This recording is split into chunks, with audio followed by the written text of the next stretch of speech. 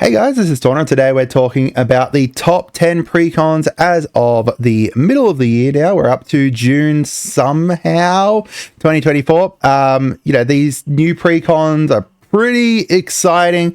So far we've had like 3 or 4 new lots of precons this year and everything. So I tend to kind of upgrade this and adapt it each time new precons come out, because I know people are really interested, especially kind of new players, knowing what I think they should be kind of picking up and stuff, what decks they should be playing and everything.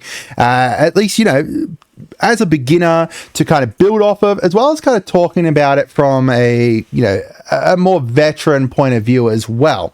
So we've got, the top 10 here, but this time I've done something a little bit different with our bonuses. I still have one bonus similar to our previous ones, but I've got some other bonuses, which are going to be precons that I think that you should grab, but they are harder to find and therefore potentially kind of more expensive. So I wanted to not include them in our kind of top 10 because they'd easily be in the top 10, but they are also, on the more expensive side. But before we get into it, please make sure you subscribe, make sure you like the video and share it around. We're trying to hit, as many subscribers as we can. The aim at the moment is 2,500. So it'd be amazing if you guys could send us a subscribe. That'd be amazing. All right, so the first one here is going to be the Blame Game Precon. So this is built around goading your enemies, making sure that all your enemies are kind of attacking each other and stuff, and not just in regards to goading, but also in regards to disincentivizing them to attack you. Something like, Nelly Borka. She encourages your opponents to attack each other because then they get to draw cards. That's always going to be good. It's really nice to kind of have card draw for Boros in the command zone. Card draw for Boros isn't a huge thing. Some impulse draw and stuff, but not a huge amount of card draw to the point of the insane amount of card draw you can get from Nelly. This is also an incredibly fun precon. Being able to build it around making your enemies kind of attack each other and getting bonuses from that, and kind of doubling the damage that they take from each other as well with something like Fiendish Duo and stuff. The reprints in this deck weren't too bad either, as well as some of the new cards. One of the new cards in here, which is where is it? Trouble in Pairs here. Trouble in Pairs obviously had a kind of big history with turns out the artist had just kind of copied art and stuff, but the actual card is insane. And even if you can get this precon cheap, this card could potentially pay for that whole precon. The deck overall is very fun, making enemies kind of attack each other and pumping out a whole bunch of things yourself as well. So it's definitely a great kind of option for you to pick up, especially as a new player. We've got Exit from Exile. So this precon's built around exiling cards and playing cards from Exile and everything. There's an insane amount of value as well in this one, and it's not even from reprints or anything, just between Delayed Blast Fireball, our Passionate Archaeologist, and some of the other creatures and stuff in this deck. There is just a crazy amount of really kind of great exile cards and really great value exile cards. If you're building an exile deck, this is a great card to a great deck to serve as a shell for it. My loot Key from Everything decks kind of built from this. There's cards that I'm going to take from this to be able to put into my upcoming Abaddon deck that I'm working on and stuff. This comes with just so many different options for exile and based off of exile and stuff. There's definitely kind of a great kind of shell for that, as well as the deck overall is very fun to play as. Being able to kind of play a whole bunch of stuff and then cascade into more things. Just lots of really fun. Jessica's Will as well is in here. It's just a very, very fun deck. The next one here is the Mutant Menace deck. So out of Fallout, this was probably the best one of it, and the only one that I'm you could definitely kind of grab this. The Science Precon's great if you want to kind of break it apart for other parts and stuff, but this deck here is just very interesting. It's a mill deck. You're milling your opponents. You're also milling yourself. You're, putting +1/+1 counters on there. In fact, the +1/+1 counters are almost more of the main theme, as well as proliferate stuff and the rad counters to make it so that you're milling stuff, and then, from there, putting more +1/+1s out. Lots of really great stuff in this deck. It's got lots of really clear paths to kind of upgrade it as well. If you want to kind of take it more into the kind of area where you want to do more +1/+1s or more into milling and stuff, there's lots of really interesting ways you can kind of build this deck up, as well as, you know, the land base in it isn't awful. It's not the best, but it's not awful either. And Wise Mothman is just a very, very fun commander for it. Next, we've got Quick Draw. So this is, I think, our only one from OTJ on here as well. The other OTJ precons aren't too bad, but they did require kind of more upgrades and stuff. The Quick Draw one, I think, does require some upgrades, but literally there's like one upgrade you can put into this to just make it be infinite.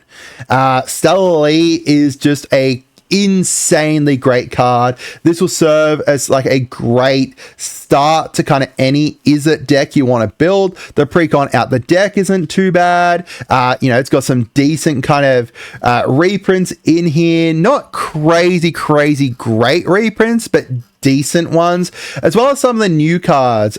Really fun as well, like the secondary commander, Eris, Roar of the Storm, kind of pumping out a whole bunch of dragon tokens is very fun. Overall, you know, a lot of really kind of great value, and there's lots of different ways you can potentially build this. It's a fun introduction to like spell slinger decks, and then also like being able to copy cards as well, which isn't something you see necessarily within precons, but being able to kind of copy instants and stuff could be really, really bonkers.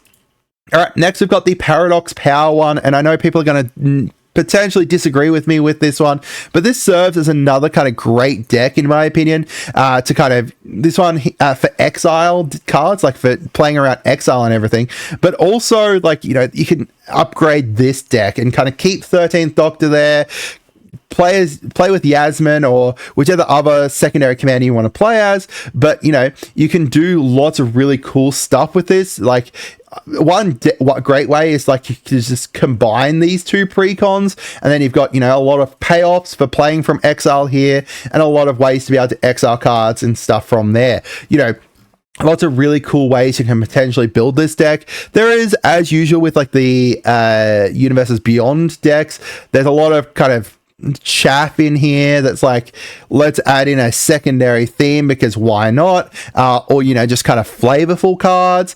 I enjoy the flavorful cards, but they are kind of the first cards that you kind of go and cut from the deck, unfortunately. But it is a very fun deck to play with. It's a very fun deck to kind of have upgraded, as well as, you know, just even if you wanted to kind of pull it apart for different parts, you can do that as well.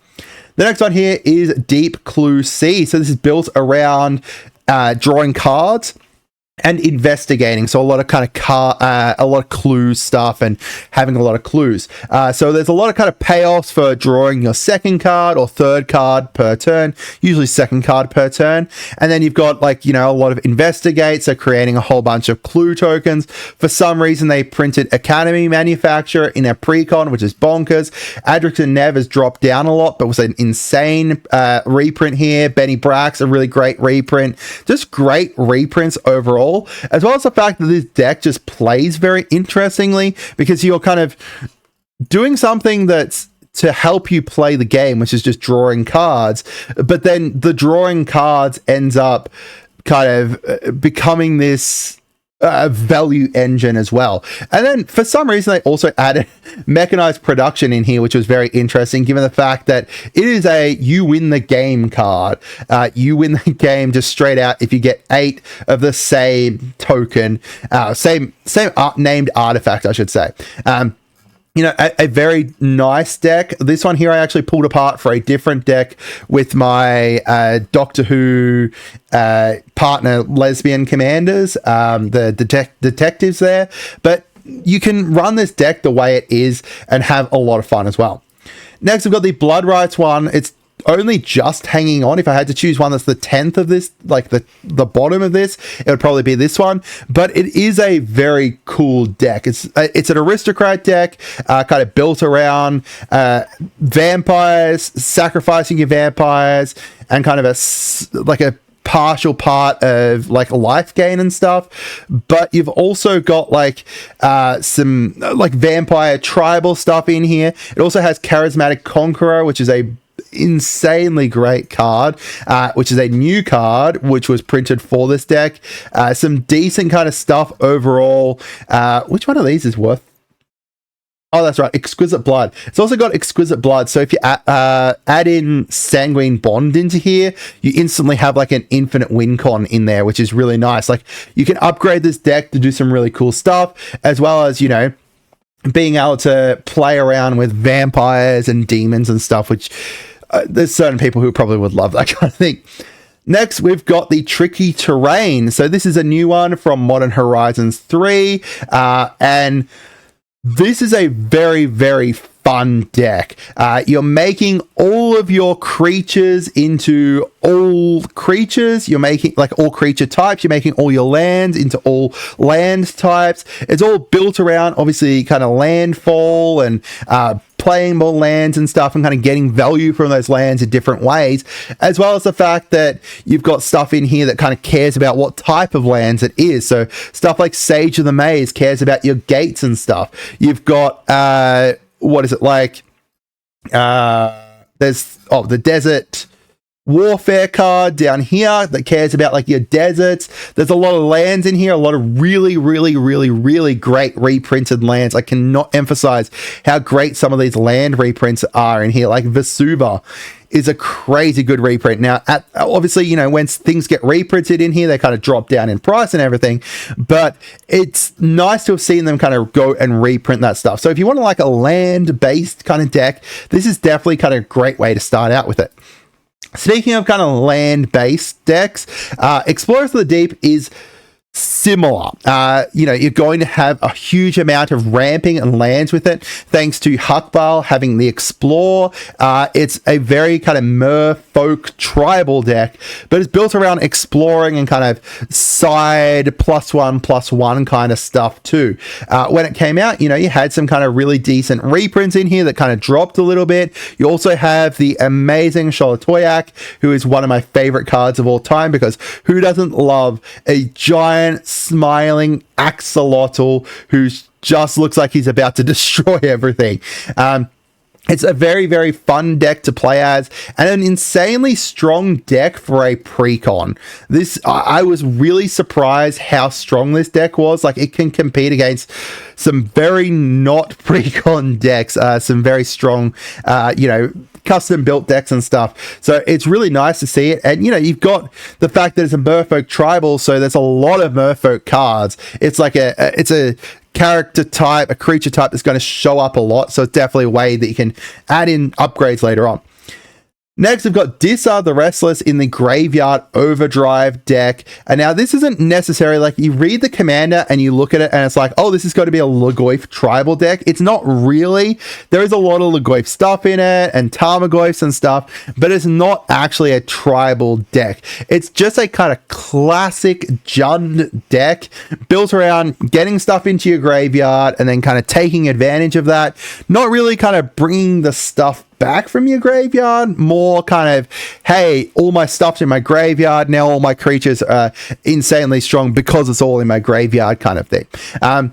You know, some kind of nice reprints in this as well, which is really good, as well as, you know, some just really fun ways to be able to play the game and be able to kind of win as well. Like, you know, even if you want to kind of switch it over to Corum the Undertaker, which if you're not doing upgrades, you probably want to, you can do some crazy stuff with Corum and do some very interesting kind of plays and stuff with him. I really like this deck. There is some cards that definitely I'm like, this card's more in here for flavor more than being a strong card, and the land base does need a little bit of kind of upgrading, but it is a very, very fun and interesting kind of Jund based deck. All right, now for our bonuses. So as I said at the start, I've kind of changed the way I did bonuses this time around. Previously, I kind of did bonuses based off of you know, getting kind of bonus value from the decks and stuff, which I'll talk about in a sec for one of them. But the three bonuses that I've got here are the Pantlaza Velociraptor deck, the Eldrazi Incursion deck, which is a current Modern Horizons 3-1 releasing at the moment, and then finally the Necron Dynasties deck. These three decks are all very fun, very strong, clear ways that you can upgrade them to make them even stronger as well. But overall, they're just incredibly great decks. The reason I did not include them in the top 10, as I said, is because of the fact that they are on the more expensive side. You are very unlikely to find any of them for kind of retail price. In Australia here, Necron Dynasties is like 150, which is 50 above what it was originally. Same with, I think, Velociraptor. Eldrazi Incursions is currently selling for like 200. It only just came out, but everyone kind of wants this one, so that's why it's going up so much. Velociraptors built around kind of playing dinosaurs, and then you start revealing cards off the top of your deck until you reveal another thing, which is very fun with the Cascade mechanic. Discover. You've got the Eldrazi Incursion one, where you get to copy the stack and everything. It is not a simple deck. It's a more complicated deck because you need to kind of keep in mind the stack, and that's a more complicated thing for players, but it is a very kind of fun and interesting deck in my opinion. And then the Necron Dynasties one around kind of artifacts, you're milling away your artifacts and stuff, you kind of bringing them back for value as well, doing lots of kind of graveyard plays as well as having a lot of artifact based stuff. All very fun decks, but as I said, on the more expensive side. Now the last one here for our bonus is the Mind Flayers. I've still got this one on here because of the fact that it is a very good deck for a new player, in my opinion. It allows you to be able to punch up harder onto other veteran players because of the fact that you get to steal their stuff from their graveyard. So if you aren't, investing a huge amount of money into the game immediately, then you will be able to steal other people's cards that they have invested a huge amount of money into the game, and be able to kind of play around with them, do some fun stuff there. It's horrors. Horrors are very fun. You've got a lot of kind of stuff that you can upgrade. I think nearly every set comes out with new horrors and everything, so you can do some really cool stuff with it, as well as it's just a very, very fun deck. So that's it for today, guys. Let me know down in the comments what you guys think. Have a great day and goodbye.